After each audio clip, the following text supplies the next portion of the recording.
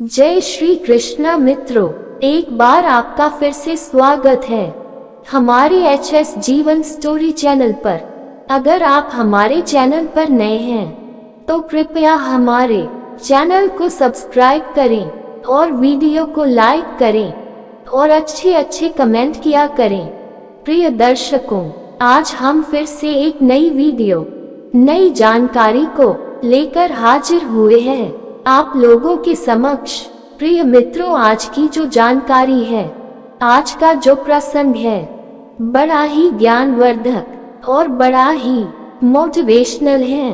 प्रिय दर्शकों, आज इस वीडियो में जानेंगे, क्या आपको मालूम है कि सृष्टि के रचयिता कहे जाने वाले ब्रह्मा जी के मन में अपनी ही बेटी के प्रति यौन लालसा उत्पन्न हुई थी, जिसके बाद उनकी बेटी सरस्वती ब्रह्मन सरस्वती को अपने पिता के मंसूबों के बारे में पता चल गया और वो ब्रह्मा जी से छिपने के लिए संपूर्ण ब्रह्मांड में छिपने लगी। लेकिन आखिर में उन्हें ब्रह्मा जी से शादी ब्रह्मन सरस्वती करनी पड़ी।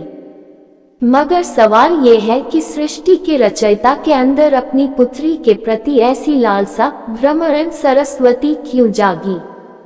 जैसे कि आप सभी को ये तो मालूम ही होगा कि इस सृष्टि की बागडोर त्रिदेव के हाथों में है। जहां ब्रह्मा जी के कंधों पर सृष्टि की रचना का दायित्व है, वहीं विष्णु जी के पास संरक्षण का दायित्व और भगवान शिव के पास विनाश का दायित्व है। जब सृष्टि का विनाश होता है तो उसके बाद सृजन का चक्र दोबारा शुरू होता है। इस चक्र को शुरू करने के लिए ब्रह्मा जी ने अपने वीर्य से सरस्वती ब्रह्मन सरस्वती को जन्म दिया था। इस बात का वर्णन सरस्वती पुराण में किया गया है, जब ब्रह्मा जी ने अपनी ही पुत्री के साथ विवाह ब्रह्मन सरस्वती करने की इच्छा जाहिर की थी।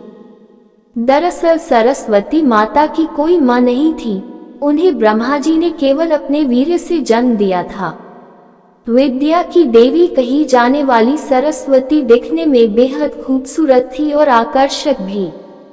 अब इस बात का अंदाजा इसी बात से लगाया जा सकता है कि सरस्वती इतनी खूबसूरत थी कि खुद उनके पिता भी उनसे शादी ब्रह्मन सरस्वती करना चाहते थे। अपने पिता के मंसूबों को सरस्वती भांप चुकी थी।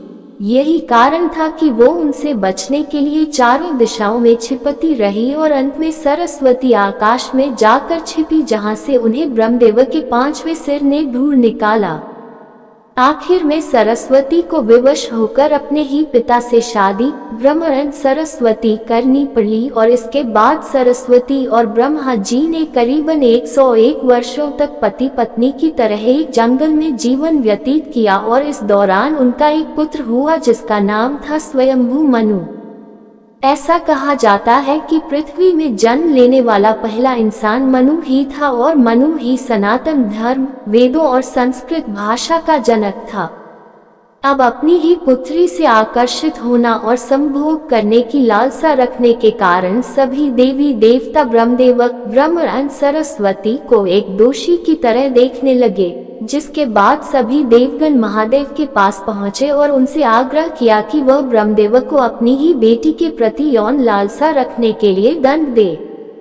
ये वाक्य सुनकर शिव जी अत्यंत क्रोधित हुए और उन्होंने ब्रह्मदेव के 5वें सिर को उनके धड़ से अलग कर दिया।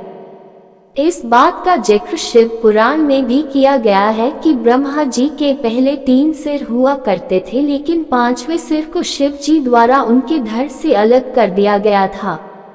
भगवान शिव द्वारा ब्रह्मदेव का 5वां सिर ही इसलिए काटा गया क्योंकि 5वें सिर से ब्रह्मदेव ने अपनी ही पुत्री सरस्वती से संभोग ब्रह्मन सरस्वती करने के लिए कहा था, जिसके बाद क्रोधित होकर सरस्वती ने ब्रह्मा जी से कहा कि आपका ये मुख सदैव अपित्र बातें करता है और यही वजह है कि आपकी सोच भी विपरीत हो जाती है।